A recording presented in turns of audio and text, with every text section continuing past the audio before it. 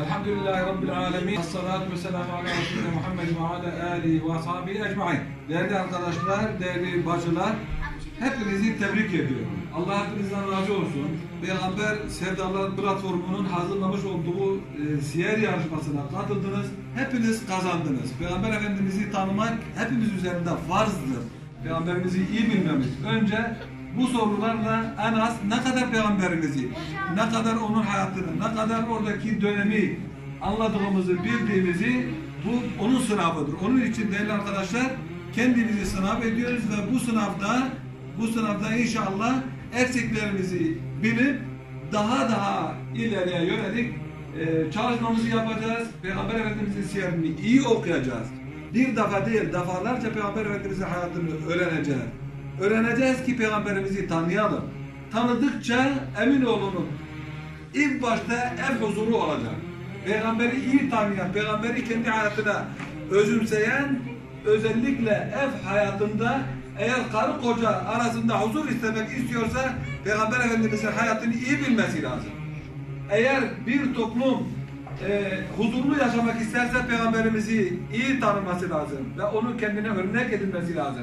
Eğer bir devlet ekonomik, sosyal, bütün haklar daha ileri, dünyanın en sevilen bir ülke, dünyanın en ilerlemiş bir ülke gelmek istiyorsa Peygamber Efendimiz Aleyhisselatü Vesselam'ın modelini kendine örnek edilmesi lazım.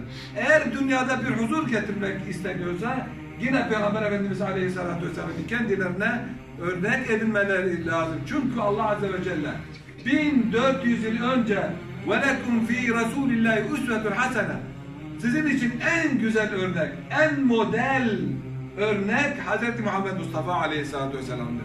Eğer Peygamber Hz. Muhammed'den daha akıllı, daha becerikli, insanları daha iyi huzura götürecek bir insan daha, bir bayan, bir erkek daha olsaydı Allah Azze ve Celle diyecekti ki falan insanı kendilerinize örnek edinin. Ama Allah bize Hz. Muhammed Mustafa Aleyhisselatü Vesselam'ı diyor ki siz onu kendinize örnek edinin.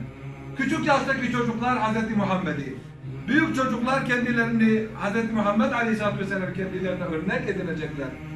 Bayanlar, kızlar, özellikle Peygamber Efendimiz'in hanımlarını kendilerine örnek edinecekler. Onun için bugün bu yarışmayı yaptık. Allah hepinizden razı olsun. Üçüncü olan kardeşimiz Atagül Çelik. 50 puandan, 50 sorudan 30'unu doğru yapmış. Onun için tebrik ediyorum. İkinci olan kardeşimiz 50 sorudan 45'i doğru yapan kardeşimiz Harun Çelik'i tebrik ediyorum. Özellikle birinci olan da 50 sorudan 48. Sadece 2 yanlışı var. Tebrik ediyorum. Bacımız Sevda Tosun. Avrupa Peygamber Sevdalıları'nın düzenlemiş olduğu siyer programına katılmış bulunmaktasınız. Bu programı nasıl buldunuz? Program içeriğini? Evet. Öncelikle çok güzel bir duyuru. Bunu belirtmek isterim. Daha sonra Hz. Peygamber Aleyhisselatü Vesselam'ın hayatını okuma, anlama ve yaşatma konusunda özellikle çok önemli. Bu yarışmayı düzenleyen Said Nursi Camimizin ve Peygamber Sevdalıları platformuna öncelikle çok teşekkür etmek istiyorum. Avrupa'da bu tür programların ve aktivitelerin yapılmasını nasıl buluyorsunuz ve Müslümanlar açısından nasıl bir yarar olacağını düşünüyorsunuz? Çok önemli. Biraz önce söylemiş olduğum gibi Hz. Peygamber'in hayatını özellikle öğrenmek, yaşamak ve yaşatmak konusunda çok önemli. Burada Peygamberimizin hayatını bilmeyenler, onu hiç tanımayan insanlar için vesile aracıdır özellikle. Ve son olarak bu tür programlara ve sınavlara katılımların olmasını, bu tür programları tavsiye eder misiniz? Cami müdavimlerinin, cami görevlilerinin özellikle dışarıdaki halka bunu reklam etmeleri, bildirmeleri, duyurmaları çok önemlidir.